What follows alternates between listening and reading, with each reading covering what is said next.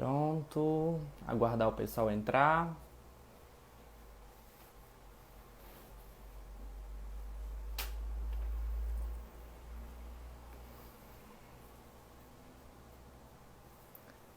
Assim que o professor entrar, eu coloco ele pra gente abrir pra. Deixa eu colocar aqui.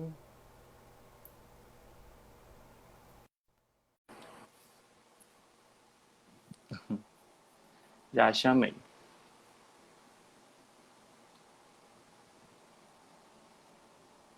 Prontinho? Pronto. Deixa eu só ver se o pessoal começa a entrar e a gente vê Tá, se alguém tem alguma coisa a dizer. tá bom, tá certo. Aí se você também quiser puxar alguma coisa Sim. pra gente conversar. Eu acho que enquanto eles vão entrando, eu vou falar algo que eu vinha pensando. O senhor começou a falar, né, sobre a questão da emersão, de falar sobre fascismo, né, principalmente agora, por esses 2 meses atrás. E aí eu tô acabando de ler o livro da Lilia Schwartz, que é sobre autoritarismo brasileiro, e Sim, algo me sensacional esse chama, livro. sim, e algo me chamou a atenção, porque assim, ela ao longo do livro e dos capítulos, ela vai falando características e pontos essenciais que o Brasil virou autoritarismo, ou então que ele passou a ser autoritarismo. Ela vai falar sobre o mito das três raças, sobre a desigualdade social, sobre a questão da escravidão, que é um ponto crucial, que ela fala que é por conta da escravidão que o povo brasileiro, a maioria, pegou essa ideia de ser maior, sabe, de ter essa hierarquização. E eu queria saber do senhor qual é, assim, hoje, né, qual é um dos pontos mais, assim, emergentes e que mais o senhor observa que o Brasil está se tornando um país com ideias autoritárias ou com pessoas com ideias autoritárias. Não sei, assim, algo que o senhor possa enxergar, sabe, de autoritário. Não sei se deu para pegar, deu? Sim, sim. Olha, deu sim. A grande questão, Marcelo, que eu acho que a gente pode tomar é que esse autoritarismo, como eu coloquei, ele está dentro da nossa formação social. A Lilia Schwartz ela é muito feliz em mostrar que nós somos autoritários de formação. Nossa formação foi aceitar o autoritarismo e Sim. achar que ele é normal, né? Então, assim, o mais difícil que eu acho nesse momento é de perceber que o autoritarismo está dentro de casa, né? O autoritarismo está no tio, tá no vizinho, o autoritarismo está em uma série de pessoas que a gente conhece, que a gente não gostaria de colocá-las nessa conta, né, de pessoas autoritárias, mas está dentro desses grupos, né? Então, onde é que o autoritarismo mora? O autoritarismo não é assim, Professor, deu uma... mas Não, voltou. tá ouvindo agora? Pronto, voltou agora, sim. Tinha dado uma travada. Pronto. Tá. Então, assim, o autoritarismo, eu não enxergo ele como algo, uma coisa necessariamente de gente má. Não é a pessoa que fica tramando, não. O autoritarismo é uma coisa que está tão intrínseca no brasileiro que tem pessoas que nós conhecemos, que eu conheço, que você conhece, que você gosta, que eu gosto, que chegam e dizem que, por exemplo, deveria fechar o Congresso porque ele atrapalha, né? Pessoas que Sim. dizem, por exemplo, Que que o AI-5 melhorou a ah, vida da população. mas é porque na minha época eu não senti nada, foi um tempo ótimo na minha cidade, né?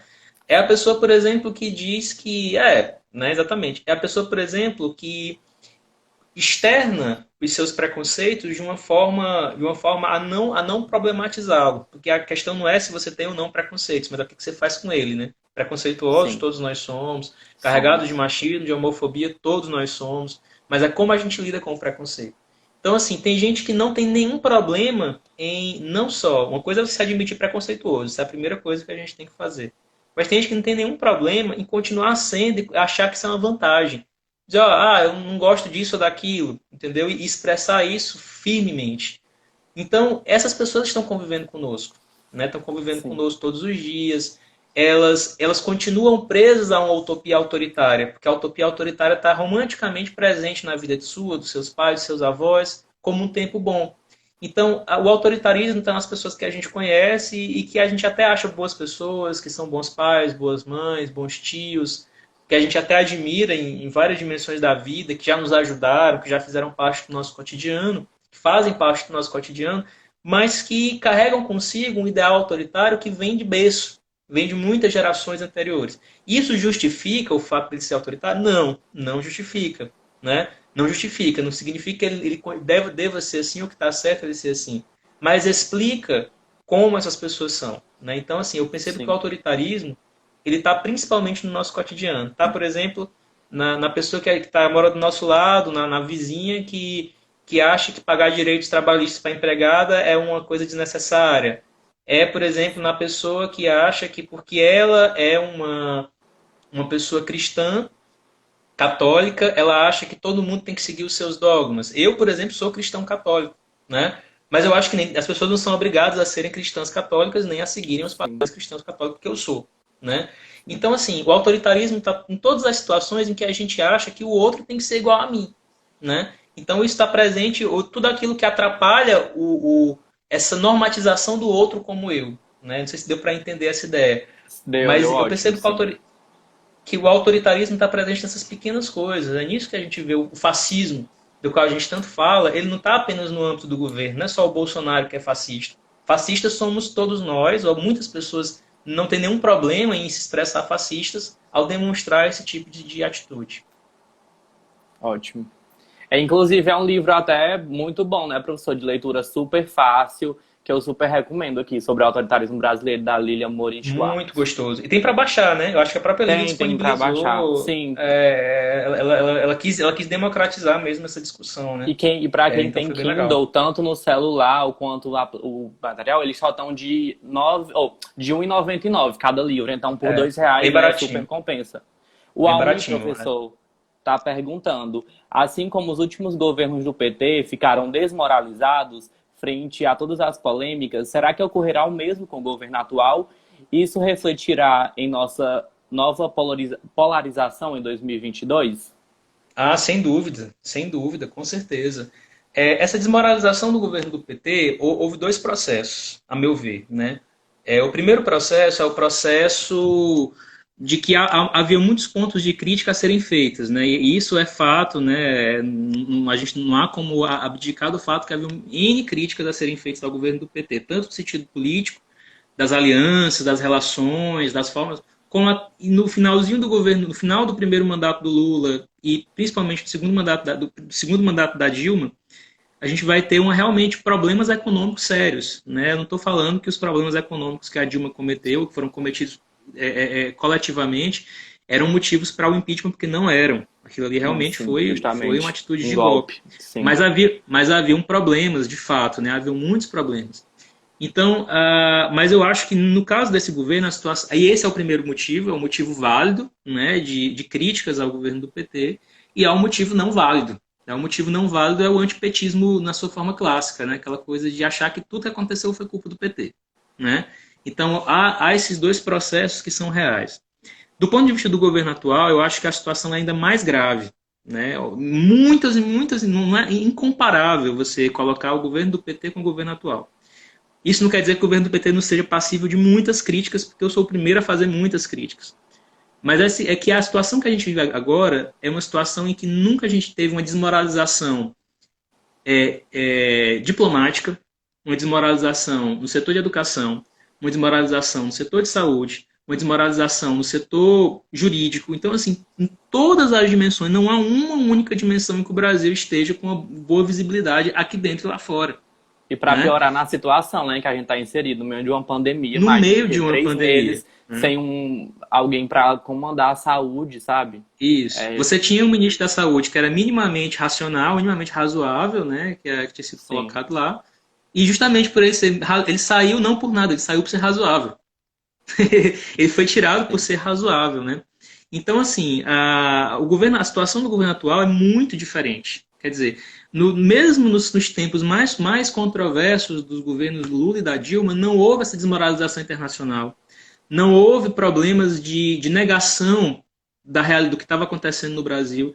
Não houve tamanha interferência nos instrumentos, nos outros poderes, como houve o que tinha. Você tinha um Congresso que, em sua grande maioria, era favorável ao governo, como aconteceu no governo da FHC o tempo todo, como aconteceu no governo do Temer. O Congresso no governo do Temer aprovava tudo que o Temer queria, porque ele tinha ampla maioria, né? Assim Sim. como o FHC, assim como o Lula nos seus 2 mandatos, também teve ampla maioria do Congresso. Mas, por exemplo, foi justamente em pleno governo Dilma que nós tivemos a investigação do mensalão no STF. Vamos julgamento do mensalão no STF. Se eu veja, vamos tentar fazer um exercício de pensar se o STF tivesse fazendo um julgamento de uma ação que, né, foi se colocada como parte do atual governo. Agora, se isso não ia ser visto como perseguição, se isso não ia ser visto como atentado ao poder executivo, a toda essa visão que a gente tem. Em pleno governo Dilma, houve investigação no STF do mensalão, houve julgamento do mensalão. Em pleno governo Dilma, houve investigações por parte da Polícia Federal de várias pessoas que eram vinculadas ao governo. Né? Então, assim, você tinha independência da Polícia Federal, você tinha independência do STF. Ninguém dizia que o STF estava agindo de forma errada, pelo menos no âmbito do Poder Executivo. Pelo contrário, o Poder Executivo sempre dizia, não, o Judiciário é um poder independente, tem que ser independente. Não, a polícia é independente, tem que investigar de forma independente. Então, assim, a desmoralização atual é muito maior, porque a gente tem um negacionismo de tudo. Né? Quer dizer, tudo é negado, tudo é dito que não é daquela forma. Isso por amplos setores. Há uma questão que eu acho muito interessante falar aqui, Marcelo. Fala-se que o meio acadêmico era um meio que passou pano para o governo do PT. Uma das maiores greves que aconteceu em universidades federais foi em pleno governo Dilma. Sim. Greve que durou 4 meses. Eu era estudante de mestrado nessa época, era estagiário estagiário docente do mestrado. 4 meses de greve no governo da Dilma. 4 meses. Depois teve mais 2 meses em 2015. Se você somar todas as greves do governo Dilma, foi 6 meses só no setor de professores universitários, aprovadas por ampla maioria de sindicatos.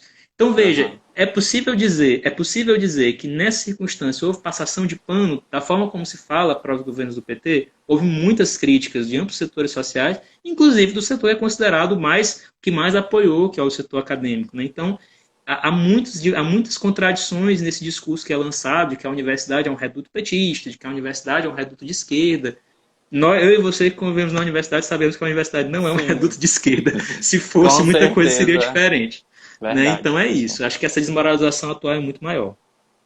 A nossa tutora, professor, ela pergunta como você imagina que o Brasil será visto nas relações internacionais diante da inoperância do atual governo? Olha, o Brasil já está sendo visto como chacota internacional. Né? Acho que a gente não precisa nem esperar que o Brasil seja visto de determinada forma. A gente nós já somos motivo de chacota internacional. O mais assustador é que você vê ministros, como é o caso do ministro do Meio Ambiente, do ex-ministro da Educação, da ministra da Mulher, Família e Direitos Humanos, de tantas outras figuras do governo falarem absurdos. Esses absurdos repercutem internacionalmente, nas revistas, nos jornais, na ONU, nas relações diplomáticas com países como a China, país extremamente importante para o Brasil, que tem uma ligação econômica enorme, é um grande... Sabe? É um país que não dá para você ter problema diplomático com a China. O importante, pela tradição do Brasil, é não ter problema diplomático com ninguém, né? Porque o Brasil é um país de tradição muito pacífica. Mas com a China, não, de forma alguma. Então, assim, você vê situações como essa, o Brasil já é chacota lá fora. Se você pegar qualquer jornal da Inglaterra, da França, de qualquer país, qualquer grande país do mundo, você vai ver que o Brasil é capa por coisas negativas. O Brasil hoje é exemplo de como não lidar com a pandemia. Até o presidente dos Estados Unidos, que é uma figura extremamente controversa, também critica a forma como o governo do Brasil lida com a pandemia. Então, assim, são muitas questões. E o mais impressionante, professor, é que parece que fecham o olho, né, para isso. Assim, os próprios eleitores falam, não, ele tá falando brincando, é porque eles têm intimidade. Que não, gente, não é assim, sabe? Não é. E no caso, no caso específico de outros jornais estrangeiros, chega às raias de dizer que o jornal estrangeiro está perseguindo o governo atual, né? Como se o jornal lá da França tivesse alguma intenção de perseguir o governo do Brasil. Né? Quer dizer, o governo do Brasil não significa nada para o governo da França. É apenas uma notícia. Chega a ser engraçado. É cômico. Se não fosse... daqui a alguns anos, eu tenho fé que daqui a alguns anos a gente vai olhar para essa fase e ver como uma tragicomédia que a gente viveu. Né? um pesadelo com tons cômicos que a gente viveu.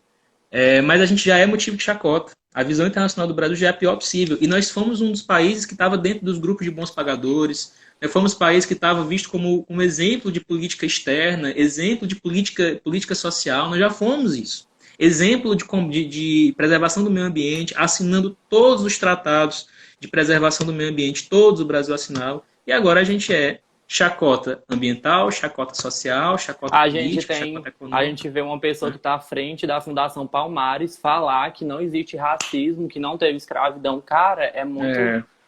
É você perceber como o racismo estrutural afeta uma pessoa como aquela, né? Quer dizer, é incrível, né? Ele foi cooptado completamente por tudo isso que a gente vive. Então, assim, a gente já é chacota, né? Isso é um dos grandes problemas que a gente tem. Alguém mais, pessoal? Mais perguntinhas? Acho que não. Acho que não, professor. O senhor tem alguma coisa a mais a acrescentar? Não, acho que não. Assim, só mesmo a gratidão. Sabe o que eu gosto de dizer? Que a situação que a gente está vivendo é falar, como a gente está podendo conversar aqui, é até terapêutico, né? Porque a gente pode dividir coisas com as pessoas, ainda mais num momento como esse, em que a gente está tendo pouca oportunidade de ver as pessoas, de conversar, de dialogar. Está sendo tão difícil fazer esse tipo de diálogo com alguém. Então é terapêutico. É terapêutico expressar os problemas que a gente está vivendo. E a gente espera, na verdade, por mais que o público que esteja assistindo ao vivo seja pequeno, daqui a pouco acho que a live deve ficar salva, né, Marcelo? Vai sim, vai sim. A gente pode, espera que as pessoas assistam, né, a live para poder pensar mais a respeito, né? Acho que a nossa função, diferente do que muita gente fala, não é a função de doutrinar ninguém, mas é de lançar possibilidades para que as pessoas possam pensar a respeito dos temas, né? E quando o assunto é política, é lançar possibilidades para que as pessoas pensem. E aí, claro, cada pessoa toma as suas posições que acha mais interessante. Bom, professor, eu queria agradecer ao senhor também pela oportunidade. Foi um prazer e foi muito esclarecedor nossa conversa. É o que estão falando aí nos comentários, realmente respondeu a pergunta e o que o tema trouxe. Eu queria agradecer completamente ao senhor, ao Pet também, à nossa tutora, a Ana Larissa, a Luana por ter feito o primeiro contato com o senhor. Eu falei, Luana, vai primeiro e depois eu chego. E eu só queria agradecer mesmo, falar que é muito importante realmente a gente tratar sobre esses assuntos, principalmente num período tão delicado que é esse que a gente está passando, que um Brasil tão diverso, de tanta cultura, tantos povos, ter muitas pessoas voltado o olho para, sabe, para grandes potências estrangeiras. E eu acho que a gente tem que falar mesmo cada vez mais, não deve se curvar nenhuma potência estrangeira, sabe? A gente é um país riquíssimo, de povo riquíssimo, cultura belíssima. E eu só tenho a agradecer a todos que assistiram, ao senhor, como eu já falei. E é isso, muito obrigado. Obrigado a vocês. Saudades, né? Quando passar tudo isso, eu quero voltar para ver presencialmente a todos. Pois é, tchau, isso. Tchau. Obrigada. Tchau, tchau. Até logo. Obrigado. De nada.